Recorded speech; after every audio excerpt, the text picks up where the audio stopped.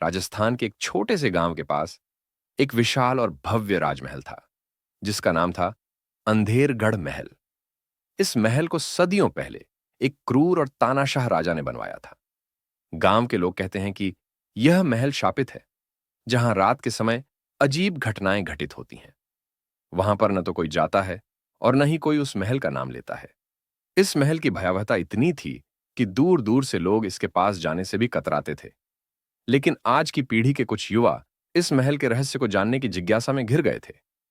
आगे की पूरी कहानी आपको मेरी सहयोगी मंजू सुनाएंगी। एक बार 5 दोस्त अर्पित, समीर, नैना, राघव और तान्या छुट्टियां बिताने राजस्थान के एक गांव में आए। गांव की पुरानी कहानियों के बारे में सुनकर उनके मन में राजमहल को देखने की इच्छा जागी। उन सभी को रहस्य और रोमांच से भरी कहानियों का बहुत शौक था।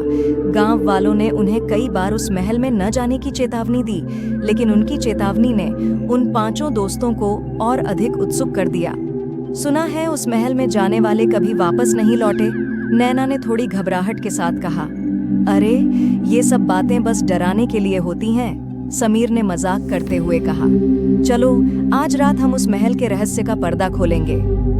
रात के अंधेरे में 5 दोस्त छुपते छुपाते महल की ओर बढ़े। महल में दाखिल होते ही चारों ओर अजीब सा सन्नाटा था। वहां हवा में एक अजीब सी ठंडक थी, जैसे कोई अदृश्य ताकत उन्हें देख रही हो। महल के बड़े बड़े दरवाजे, टूटी फूटी दीवारें और धूल से ढकियों खिड़कियां उनकी हरकतों को मौन साक्षी बनकर देख रही थीं। अर्पित ने कहा, महल बहुत पुराना और विशाल है, लेकिन इसका वास्तुशिल्प अद्भुत है। पर देखो, यहाँ हर जगह जाले और अंधेरा है। तान्या ने झिझकते हुए कहा, यहाँ कुछ अजीब लग रहा है। क्या हमें वापस नहीं चलना चाहिए? अभी से डरने लगे? राघव ने हंसते हुए कहा। चलो, पहले अंदर चलकर देखते हैं, हमें सच्चाई का पता लगाना है। जैसे जैसे वे महल के भीतर गए, वहां अजीब घटनाएं घटित होने लगीं। दीवारों पर लगे चित्र अचानक हिलने लगे और हवाओं में हल्की सी फुसफुसाहट सुनाई देने लगी। अर्पित ने देखा कि एक पुरानी घड़ी जो वर्षों से बंद थी, अचानक चलने लगी। समीर ने झल्लाते हुए कहा, यह सब बकवास है, कोई भूत प्रेत नहीं होते, ये सिर्फ पुरानी इमारत के टूटने फूटने से आवाजें आ रही हैं।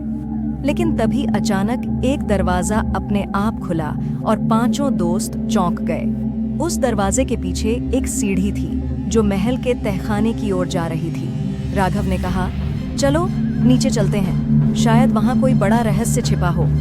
तहखाने में घुसते ही चारों ओर अंधेरा और घुटन थी, लेकिन जैसे जैसे वे नीचे जाते गए, एक पुराने दीपक की हल्की रोशनी दिखने लगी। तहखाने के अंत में एक बड़ा दरवाजा था, जिसके ऊपर एक पुरानी राजस्थानी भाषा में कुछ लिखा हुआ था।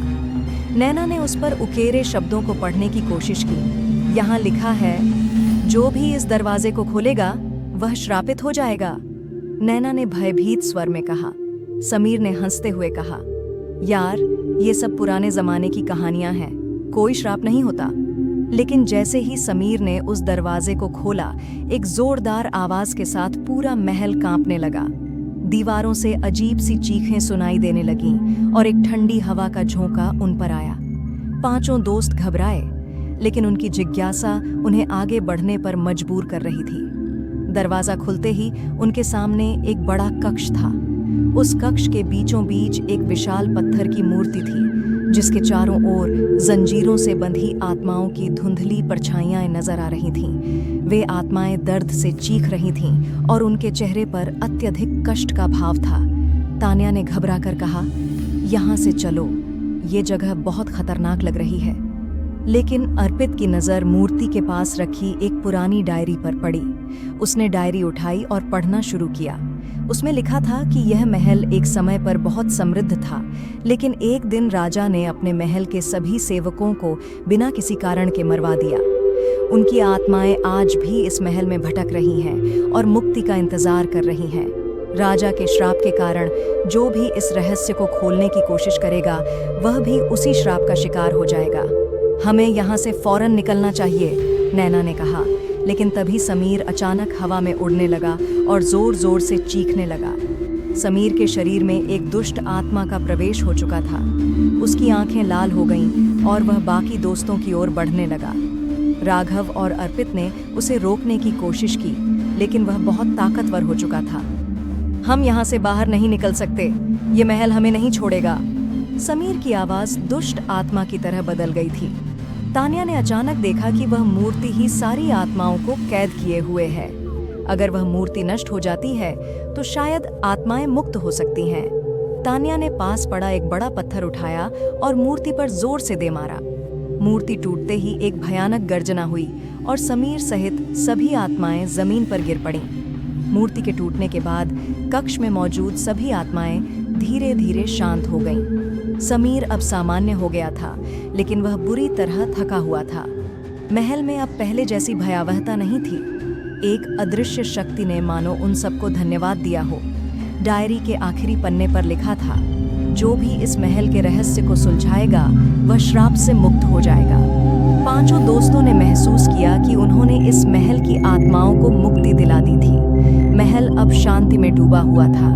वे सभी वहां से निकल गए और जब उन्होंने पीछे मुड़कर महल की ओर देखा तो वह महल धीरे धीरे गायब होने लगा, जैसे वह कभी था ही नहीं। अगले दिन गांव लौटने पर उन्होंने पाया कि गांव के बुजुर्ग और अन्य लोग अब उस महल की बात नहीं कर रहे थे, मानो वह महल कभी अस्तित्व में था ही नहीं। जब अर्पित ने गांव के सबसे पुराने व्यक्ति से उस महल के बारे में पूछा तो उन्होंने हैरान होकर कहा, कौन सा महल? यहाँ तो कभी कोई अंधेरगढ़ महल था ही नहीं। उन पांचों ने एक दूसरे की ओर देखा और समझ गए कि यह महल एक शापित रहस्य था, जो अब हमेशा के लिए मिट चुका था।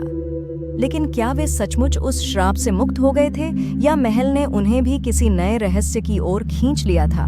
यह सवाल उनके दिलों में गूंजता रहा और शायद वे इस सवाल का जवाब कभी नहीं जान पाएंगे। जैसे ही वे घर पहुंचे, तान्या के हाथ पर एक अजीब सा निशान उभर आया और उसकी आंखों में वही लाल रंग दिखने लगा जो समीर की आंखों में था। दोस्तों, कैसी लगी आपको ये कहानी? हमें कमेंट करके जरूर बताएं और हमारे चैनल डरावनी दस्तक को लाइक और सब्सक्राइब करें ताकि हम आपके लिए ऐसी ही नई नई कहानी लेकर आते रहे। धन्यवाद।